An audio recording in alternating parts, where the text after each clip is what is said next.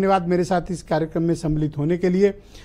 श्रीनी रेड्डी जी, कार्यक्रम की शुरुआत मैं आपसे करना चाहता हूं और मैं आपसे जानना चाहता हूं कि ये कंट्रोवर्सी क्या है, एक्चुअल रिपोर्ट में जो लेबोरेटरी से आई उसमें क्या है, लोगों के बीच किस तरह की चर्चा है और सरकार ने क्या एक्शन लिया है। ब्रिजेश, यहाँ मैं आपको इसमें 5 पार्ट्स में मैं आपको बताना चाहता हूँ। पहले इसकी हिस्ट्री क्या है, लड्डू प्रसाद जो होता है सिद्धराज बालाजी का, बहुत संक्षिप्त में बोलता हूँ, और एक कंट्रोवर्सी क्या है और इसके वजह से भाई जगनमोहन रेड्डी का क्या रोल है, चंद्रबाबू नायडू का रोल है, आज का इम्पैक्ट क्या है, ये 5 चीजें मैं बहुत क्लिप में आपको संक्षिप्त में आपको प्लीज गो अहेड प्लीज। या सबसे पहले हिस्ट्री देखिए, बालाजी जो प्रसाद है वो पल्लव किंग्स है, यानी हम 2024 में है, लेकिन ये जो प्रसाद बांटने का जो काम है 600 ईयर से शुरू हुआ है। 600 ईयर से वहां लोकल के जो भी वहां बनाते हैं, ये पल्लव किंगडम से शुरू हुआ था। 600 प्रसाद बालाजी के प्रसाद तो 300 जो लड्डू है वो 300 साल से देते आ रहे हैं। जो मीठा एक्चुअली इससे पहले जो क्या था, लोकल जो पदार्थ होते हैं यानी वड़ा चाहिए या लोकल, वो समय पे जो आपको 600 ईयर्स में कौन सा वहां जो लोग एक्चुअली 2 विलेजेस को अडॉप्ट किया था। पल्लव राजा ने क्या किया, तिरुपति के आसपास के 2 विलेजेस को केवल बालाजी मंदिर के लिए दान दिया है। यानी दान का मतलब ये होता है कि वहां के जो लोकल 2 विलेजेस से जो भी इनकम आता है वो केवल प्रसाद के लिए दिया जाता है। ये पल्लवा किंग्स ने किया था। इसके बाद लोग आने लगे, बढ़ते गए और डिफरेंट प्रसाद आने लगे, और कहा जाता है कि 300 साल पहले वहां वड़ा का बहुत प्रसिद्ध, वड़ा बोलते हैं, वो वड़ा का बहुत प्रसिद्ध होता था। क्योंकि जब स्वीट देने का जो ये सिलसिला है, ये प्रथा है, वो 300 साल का पुराना है। और जब पहले बूंदी देते थे, लूज में, इसके बाद लड्डू बनाना शुरू किया।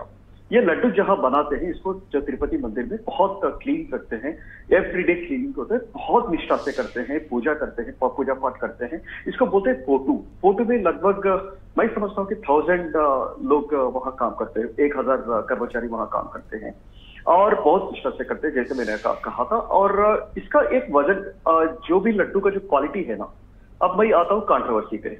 कंट्रोवर्सी आज की नहीं है, कंट्रोवर्सी 2 साल पहले शुरू हुआ है बालाजी लड्डू के ऊपर। कंट्रोवर्सी ये था कि इससे पहले 2 साल पहले, यानी जगनमोहन रेड्डी आने से पहले, उसका क्वालिटी बहुत अच्छा था। जैसे भी आप लड्डू साथ में लेते हो, मुंह के पास लेते हो, उसका स्वाद आता था, बहुत बढ़िया स्वाद आता था। लेकिन स्लोली क्या हुआ कि लोग कंप्लेंट करने लगे कि लड्डू की जो क्वालिटी है इसमें घटती जा रही है।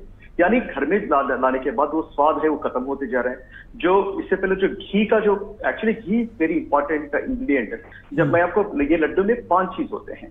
एक पहला बेसन, और इसके बाद आलमंड्स, और इसके बाद ये किशमिश, इसके बाद आलमंड्स हो गया, और देसी घी हो गया, मैं भूल गया, किशमिश और शुगर। ये 5 चीज मिला के इसको एग्जैक्टली 300 साल से जितना सपोज एक लड्डू में कितना किशमिश जाना है, कितना ग्राम आलमंड जाना है, कितना आलमंड्स पिस्ता जाना है, ये एग्जैक्टली वही करते हैं। इसमें कोई चेंजेस नहीं है, वो फिक्स्ड है, चाहे कोई भी हो। बहुत बढ़िया। तो ये सब कुछ चलते हुए 2 साल पहले ये शुरू हुआ था कि इसमें क्वालिटी का कम हुआ है, यानी क्वांटिटी में नहीं, क्वालिटी में कम हुआ है। क्वालिटी में कम क्यों हुआ है, ये आज की कंट्रोवर्सी के बाद आज पता चल रहा है कि जगनमोहन रेड्डी सरकार ने, हालांकि और एक मैं आपको बहुत बात बोलना चाहता हूं यहाँ, कि एवरी 6 मंथ्स या वहां टेंडर प्रोसेस शुरू होता है लड्डू को, जो क्योंकि बड़ी मात्रा में देना पड़ता है। ऐसा नहीं है कि बहुत बड़ी मात्रा में इसको सप्लाई, टैंकर्स और लारीज, लोड्स ऑफ लारीज इसको इंग्रेडिएंट चाहिए। क्योंकि आपको देखिए एवरी डे, आज अगर आज की बात करें, 3.5 लाख लड्डूस बेचा गया है। 3.5 लाख लड्डूस आज के लिए, टुडे। यानी इतना कंट्रोवर्सी होने के बाद भी श्रद्धालुओं को तो कोई असर नहीं पड़ा है। हाँ, 3.5 लड्डू। तो इसमें क्या है कि 3.5 लड्डू जो डिवोटीज आज खरीदे हैं, इतना इंपैक्ट होने के बाद भी कोई असर नहीं पड़ा है, क्योंकि श्रद्धालु आज भी मानते हैं कि वो प्रसाद जैसे ही है। ये कंट्रोवर्सी पूरा पॉलिटिकल लोगों के लिए है, लेकिन श्रद्धालु के ऊपर कोई इसका असर नहीं पड़ा है। और इसमें क्या है कि एवरीडे 70,000 लोग ऑन एन एवरेज बालाजी दर्शन करते हैं। यानी जो भी दर्शन करते हैं, 1 लड्डू इसको फ्री दिया जाता है। इसका मतलब है कि चलो आज समझेंगे कि 1 लाख लोग आए हैं, यानी 2.5 लड्डू, एक लड्डू को 50 रुपीज में खरीदा है आज श्रद्धालु ने। 2.5 लाख खरीदा है। जो फ्री में देते हैं वो तो मिलते रहते हैं, इसके बाद ये खरीदा है। ये कंट्रोवर्सी यही हुआ है कि जब जगनमोहन रेड्डी आया था, आने के बाद उन्होंने रिवर्स टेंडर एक प्रोसेस शुरू किया। इससे पहले क्या था कि मैं जैसे बोल रहा था कि एवरी 6 मंथ यहाँ टेंडरिंग प्रोसेस होते हैं, और टेंडर में जो रेट क्वालिटी की तो पहले ही, और रेट जो सस्ता देते हैं वो देते हैं। और जगनमोहन रेड्डी आने से प्लीज गो अहेड, प्लीज, मैं सुन पा रहा हूँ। हाँ, जगनमोहन रेड्डी आने से पहले एक नंदिनी बोल के कर्नाटक से एक घी होता था। नंदिनी है सरकार, कर्नाटक सरकार चलाती है, और जैसे तेलंगाना में ले लीजिए या आंध्र प्रदेश में ले लीजिए, यहाँ विजया बोल के ये कोऑपरेटिव सेक्टर है। फार्मर्स पूरा कोऑपरेटिव सेक्टर में आने के बाद वो सरकार के अधिकारी, हमारे उत्तर प्रदेश में पराग है जैसे, पराग एग्जैक्टली जो पराग जैसे है। तो इससे पहले क्या था कि कर्नाटक से नंदिनी सप्लाई करती थी, नंदिनी ऑर्गेनाइजेशन सप्लाई करता था ये पूरा लड्डू का जो ऑयल घी है, घी वहां से आता था, और बाकी सब लोग होते थे। लेकिन वहां 400 कुछ चिल्लर है, 440 वैसा कुछ था पर केजी घी का कॉस्ट। उन्होंने रिवर्स टेंडरिंग आने के बाद, जो टेंडरिंग होने के बाद क्या होता है, टेंडर होने के बाद अगेन उसके साथ बैठ के उसको रीनेगोशिएट करते हैं, चला लेते हैं। तो उसमें क्या किया उन लोगों ने, 350 रुपीज या 340 रुपीज में AR, जो आज की जो मेन कंट्रोवर्सी है, AR डेयरी जो तमिलनाडु के है, वहां से सबसे बड़ा कंट्रोवर्सी हुआ कि 350 रुपीज में वो लोगों ने सप्लाई करने की निर्णय लिया। और वही समय पे नंदिनी के ऑफिसर्स ने कहा है TDD वालों को कि इतना कम खर्चे में हम सप्लाई नहीं कर सकते क्वालिटी वाला घी, वहां क्वालिटी घी चाहिए, क्योंकि the ghee is the main क्या बोलते हैं, इसका स्वाद या रुचि इसको। अब मैं जानना चाहता हूं कि क्या ये प्रोपोगेंडा है या लेबोरेटरी की जो रिपोर्ट आई है उस पर कुछ लोगों के मन में शंका है, डाउट है।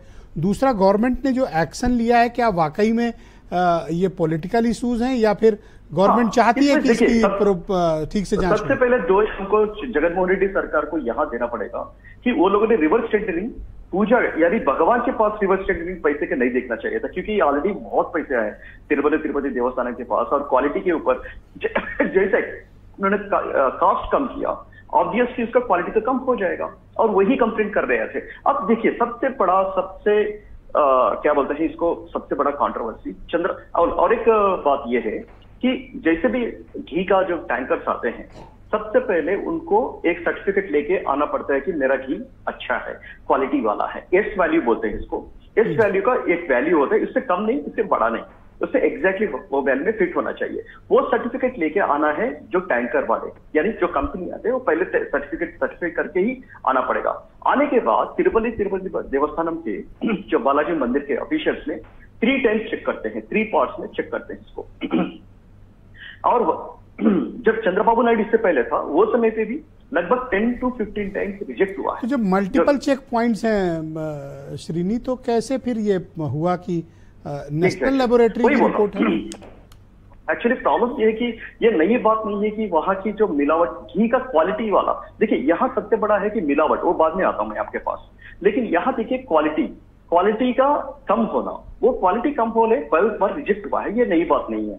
लेकिन सबसे बड़ा चंद्रबाबू नायडू आने के बाद पता नहीं उन्होंने भूल किया या सच है, अभी तक कोई क्लैरिटी नहीं है किसी के पास भी, आज भी कोई क्लैरिटी नहीं है कि इसमें मिलावट वाला, यानी जो फैट बोलते हैं, एनिमल फैट है या सोया का फैट और मछली का हाँ, फिश ऑयल है, समझ लीजिए फैट, पिग वाला ऑयल इसमें मिला है बोल के अभी तक कोई, देखिए आया है हमारे पास जो मतलब इसका इस्तेमाल हुआ, इसको लेके अभी डाउट है और सरकार ने कोई क्लैरिटी नहीं दी नहीं है। लेकिन देखिए, आज 2 दिन पहले तिरुपति देवस्थानम वाले क्या किया, संप्रोक्षण किया पूरा टेम्पल को।